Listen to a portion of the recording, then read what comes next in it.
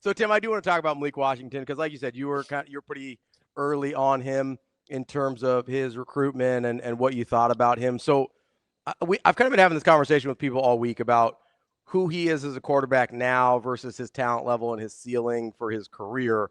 So I want you to talk to me about what he was, what he is as a prospect. I mean, only 5 games in, still kind of a prospect in my mind. Um, what he is as a prospect versus some of the other guys Nebraska's seen this year in terms of where he's currently at in his career. Because I made the argument, not to lead you down a certain path or anything, but I made the argument that at this point, I think Childs is probably a better quarterback, but maybe Washington has a higher ceiling. Talk to me about what he is now versus what you project him to be sort of down the line. Yeah, I think of the quarterbacks Nebraska's faced, I think Washington has the second highest ceiling, and it's only behind Bryce, who, in terms of ceiling in the modern day quarterback prospect, I mean, Bryce is as high as it gets ceiling wise. Mm-hmm. But what you're getting with Malik and what we've seen from Malik early on, I've been pleasantly surprised with the confidence he's delivered with, and they've done a good job of surrounding him with weapons he trusts, and giving him just at least that floor of, hey, this. Like, honestly, I'll say this: I think Maryland's done a better job of giving him weapons to support him than Michigan has. Like, Yeah. I mean, there's been more drops on Michigan's end. I don't think there's like a trust there with guys. You're seeing, freshmen being thrown into action with Maryland. They've got three, kind of established receivers that he trusts right now, 3, 4 guys he trusts right now. So I'm going to be like really watching that, really seeing where his confidence is at against Nebraska's pass D. I think it's going to be a really good test for him. But where he's at this point, it's going to be there's going to be bumps and bruises. I really think Saturday there's going to be like a pick, or he's going to make a reckless throw or a reckless decision or two that could potentially cost Maryland the game. But I don't think it ultimately says anything about his long term development. Is just kind of where he's at in his career. Like, he is still kind of the guy that's trying to make the play, that's trying to put the offense over the top. And he is still like trying to elevate the offense, which I give him credit for, and I think he's doing a good job of that. He in high school, something I've started to notice as now that I've kind of been able to like zoom out and see this over the course of a while, like I think this was similar with Cade Klubnik, a little bit, Garrett Nussmeier, and you're starting to see early on with Malik where the high school, Dylan honestly too, where the high school development kind of matches what the college development is. Where year one with Malik so far, we are seeing some flashes, we are seeing some of this, and this is what it felt like pretty early on for him too. He did take over as a starter pretty early on at Archbishop Spalding, and he's a guy that. I think early on you could see there's a confidence level there. There's a natural draw. That was something that was big for me when I was just kind of like asking around about guys, because it was just one of those things where he kept popping up at these quarterback camps and Mm-hmm. just these camps in generals, and guys were rallying to him. It's like all these other elite quarterbacks were there, and guys were like, "No, I want to throw it Malik, or Mm-hmm. I want to catch passes from Malik." And I specifically remember an anecdote from the Elite 11. It was the Elite 11 regional in New Jersey last year, where it's pregame, or it's pre-camp. It's pouring, and Bryce was there because this was the only camp Bryce could make. And then Missouri's quarterback, who they took last year, out of the Northeast, was there. I forget his name off the top of my head, but he was there. And then it was Malik, and those were the three like real headliners of the camp. And you can see Bryce, like you saw, Bryce in the background, like throwing back and forth, like really trying to get comfortable with the ball in wet conditions. A couple of the quarterbacks, and then Malik's just kind of like, he's kind of just jogging around, like talking to guys, like, and just kind of just like loosely warming up. And rain's coming down. They really get into the event, and he's just casually ripping it. And guys are slowly but surely like turning from the other quarterbacks and be like, "No, I want to catch passes from Malik." And hearing that, and then like going back and watching the tape of that, he's incredible. Like, he's going to be really, really good in 2, 3 years. And already right now you're seeing some of the flashes of that on tape, like the confidence he's able to deliver downfield with. He's a more precise, I think, downfield thrower right now than Childs and even Underwood are at this point. Mm. Tim, when you are looking at, you said second highest upside of anybody Nebraska's faced. Where would you put him right now as a quarterback in terms of the quarterbacks Nebraska's faced? I think he is probably fourth, just because of what we did end up seeing from Childs. I think Okay. as prospects, I prefer Washington a little more, but the Childs we got on, like, Childs played, like, he did everything he could as a, and in terms of like the dual threat element of it, and trying to pressure Nebraska downfield. I think right now he's probably fourth of, Bryce. I mean, Sorsby is legit up there, right? Just in terms of what he is right now. Yeah, clearly Um, for sure. yeah, right. So, yeah, I think he's fourth right now, and that's, I think, part of this too is, like, at the same time, I think there's been this all week of, oh, they got Malik, they're 4-1, they have Sidney Stewart, they have Zahir Mathis. I think overall, looking at this team through this week, they're not overall. I mean, even with Malik, like, I don't think they're better than Michigan State. I think they have better top end talent, and I think specifically at splash positions, which are, kind of the positions that matter, they are better, but. I think overall Nebraska is the more complete team. All right, Tim. So, from what you've seen in two Big Ten games so far from Malik Washington, when it comes to how he played against Wisconsin, then how he played against Washington, and then lining up to get ready for Nebraska, what can Nebraska do similar that got under his skin, that forced that interception, that kind of got him uncomfortable, especially in that second half, comparative to what we saw from Malik when he was performing very well against Wisconsin defense that I don't think is up to snuff with the rest of the Big Ten, but do you think Nebraska is closer to that Washington standard, or are they above that? Is there something similar that you see there? Oh, I mean, they're close. I mean, just they're the number one pass defense in the country, and at this point, we have enough proof to be like to say that, and it's not just, again, they're not just number one; they are by a good margin. So, when you look at what like this weekend, I think it's just play your game, like get after him up front, um, stake and play and make it tough for him to find open windows to throw to, because he is the kind of guy at this point in his development where he's going to force throws. He's going to want to. They can't really run the ball. They are going to kind of lean on him. There's going to be opportunities to bait him into mistakes. As a young quarterback, the goal for Nebraska is just to kind of rattle him and get him to that point. They did that with Childs last week, who's not a young quarterback, but I think just follow that formula. I play pass defense. They don't need to complicate it. I don't think there needs to be anything complicated to get under Malik Washington's skin. Just at this point in his development. But if you get after him, I think if Williams takes a nice step up, I thought Keona had a pretty unsung day, and obviously I think McCullough's coming along, but those three guys keep doing what they're doing, and in the back end, they continue to hold up. I feel pretty good about Nebraska's chances of just forcing a mistake or two in the second half. So, Tim, I want to follow up on what you just said there about like keeping it simple, kind of doing what you do. If John Butler wants to make this more complicated for Malik Washington, do you think that forces more mistakes, or does that give him a chance to maybe take advantage of some things with Nebraska if they don't want to play straight up? Do you see it as more Nebraska's Jimmys and Joes are just better and they can just play straight and just be able to handle that? Or is there a chance that Nebraska can get really tricky with it and force some of those bigger opportunity plays? I think in general, when I say keep it simple, I think it's just like literally just keep doing what you're doing. No, I don't think it's keep it simple as in like you need to dumb down the defense or anything, or need to just like kind of just play base or anything. Like, no, I think Butler's done a good job of mixing it up, changing up the look, confusing the front. Again, more of that. Like, again, I don't know, like for Malik specifically, I do think he is a good leader, and I do think he's got a very like he's further along mentally as a quarterback than most, but he is still a young quarterback. He hasn't seen all that many looks. We saw with Dylan last year, where by midseason you have an idea of what looks confuse him and what looks give him trouble.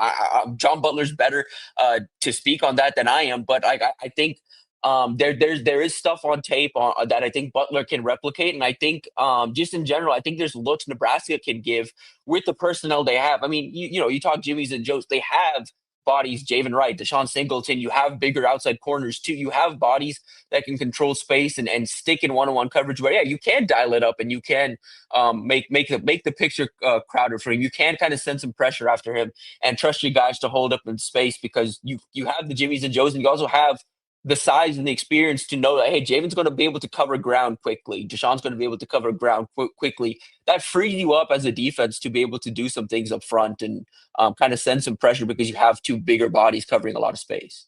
All right, Tim, we've talked a lot about Malik Washington. That's one of the things that I think has Nebraska fans a little bit concerned. The other is certainly the pass rush. You mentioned Stewart on the outside, who gets a lot of the headlines. what is your level of concern about Nebraska being able to handle the pass rush of Maryland? As you said, their high-end talent's really good. Behind that leaves some things to be desired. How much do you think Nebraska can – do you think Nebraska can get past that pass rush enough to get to that talent that's maybe not as good? Yeah, I weirdly think this game comes at a solid point for like this offense in general to just be like, okay, you've gotten 2 weeks now to look at to be pressured and figure out how to run an offense and get past getting pressured. And so yeah, I mean I think going into this, I've kind of already okay, I think Sydney's going to get at Dylan once. They're going to get up at least two sacks. Like there's going to be that on Saturday. They've done this every game at this point. Um, from there, what I'm looking for is okay. We've seen against Michigan, it wasn't really there, but against Michigan State, it was.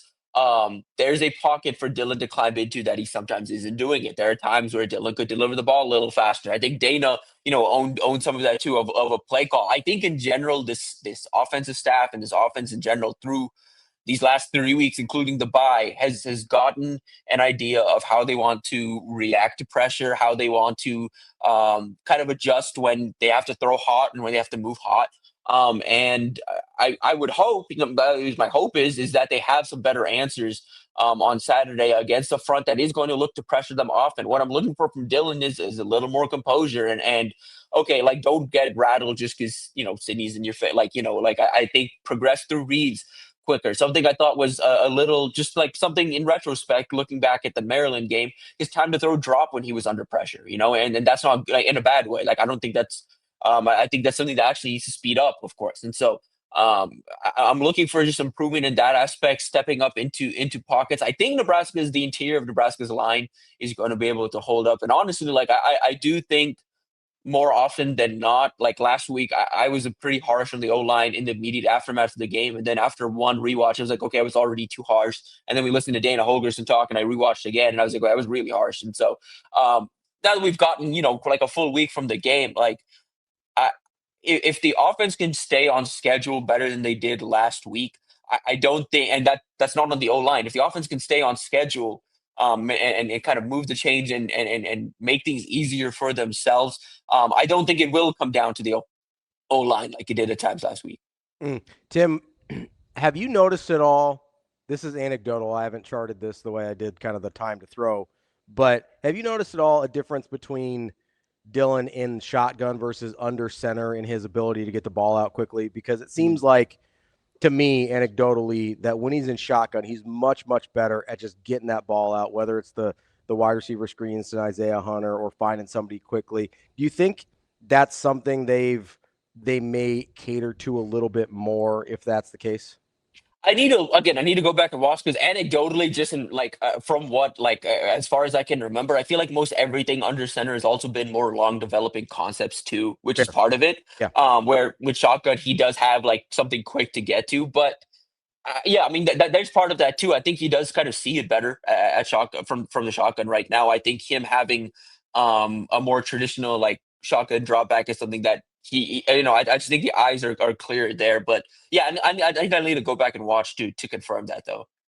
Tim, when you look at the two teams obviously matching up here, what's the biggest talent discrepancy on what you'll see sides of the field like playing against each other? So Nebraska's receivers against Maryland's D-backs, that sort of thing. Is there one position versus position group that you see as a huge advantage for Nebraska? I don't think it's a huge advantage, but I do think Nebraska's receivers against Maryland's DBs, just because of what I think about Nebraska's receivers right now. I think the play of I noted it in my like more three Huskers I want to see more from story, but I think Saturday is kind of a breakout opportunity for Dane just because he's probably going to get a favorable one-on-one matchup, maybe for the first time in a couple of years. I think defenses, through what they've seen from this first month, are going to be a little more keyed in on Barney, a little more keyed in on Isaiah. You're getting to the point where Nebraska's offense, which I don't remember the last time it's been like this, but you are kind of in pick your poison territory as a defense, where you kind of have to pick who you shade, who you kind of lean towards, because one of those guys is going to get open, and you are against a Maryland, specifically this Maryland defense.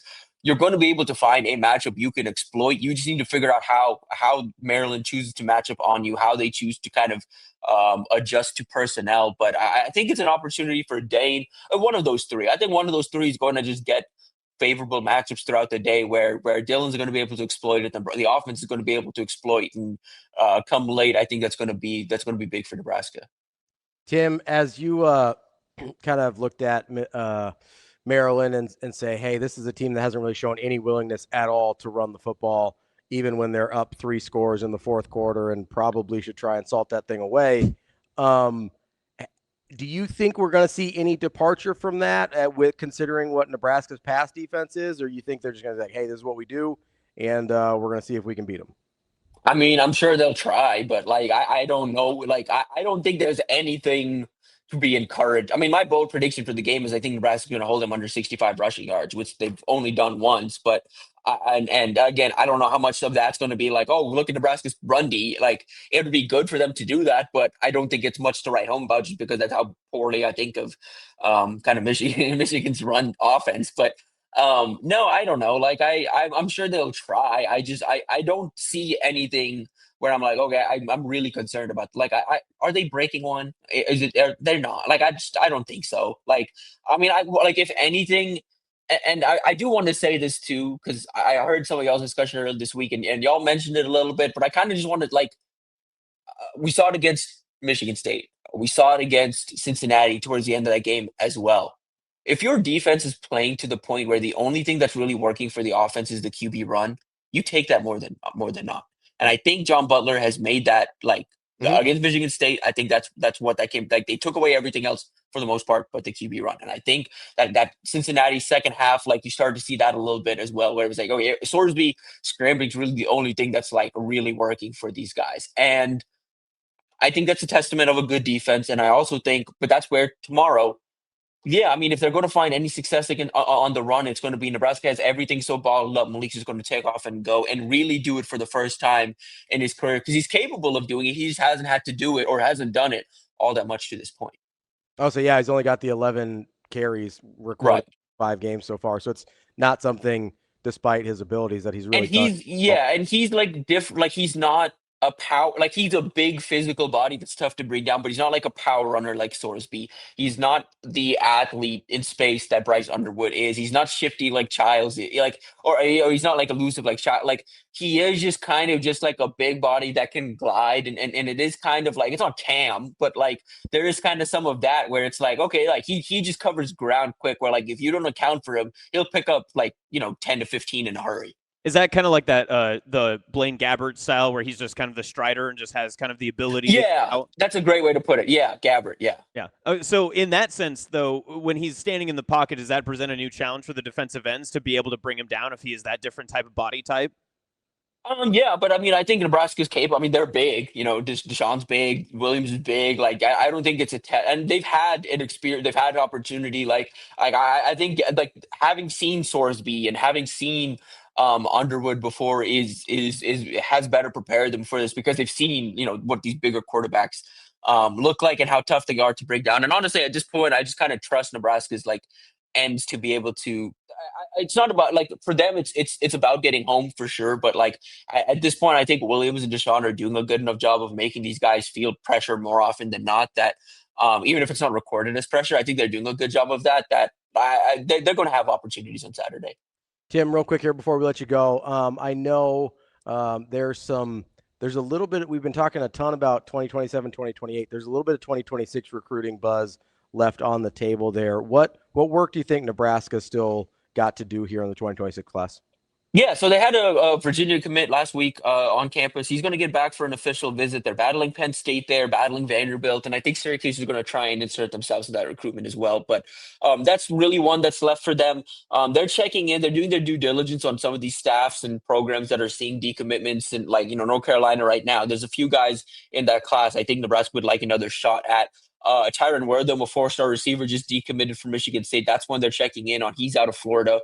Not like the big body receiver target they look at, but I think he's the type of receiver talent they make an exception for and maybe add as a third receiver in their pursuit of one. Then defensive line, we're still waiting to find out who emerges out there. They have an offer out to a Damod Lewis out of Myers Park out in Charlotte. He's the younger brother of Damian Lewis, Carolina Panthers offensive guard, and so Rule drafted him. And so that connection, I don't know for sure what the Lewis family's connection is with Rule. It could be good, could be bad, it could help Nebraska, but that's one I'm keeping an eye on just because he's lining up some visits. I wouldn't be surprised if Nebraska gets him on an OV before it's all said and done. It reminds me a little bit of like Cam Leonard, like at the same time their development, just like similar type of like kind of edge prospect that can develop into a true like defensive end in a three-man front. So like that's kind of what I'm looking for. And then, I mean, they're looking for a big safety. They're looking for they're hoping to flip a Tadarius Hughes. We've heard kind of recently Jacob Eberhardt is at least open to potentially looking around. We'll see if that actually happens.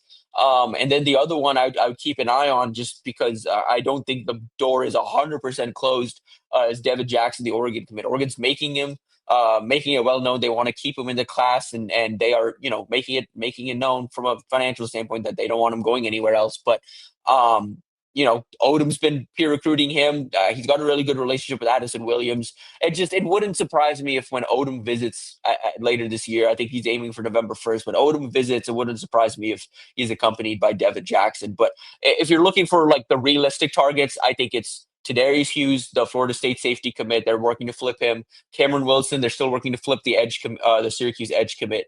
And then at receiver, they are still looking to flip Josiah Teasley, the Virginia commit. That's our guy, Tim Verghese, Inside Nebraska. Tim, great stuff. As always, enjoy your wedding. I hope they have some terrific baked goods there for you, and we will talk to you next week. Yes, sir. Appreciate you guys.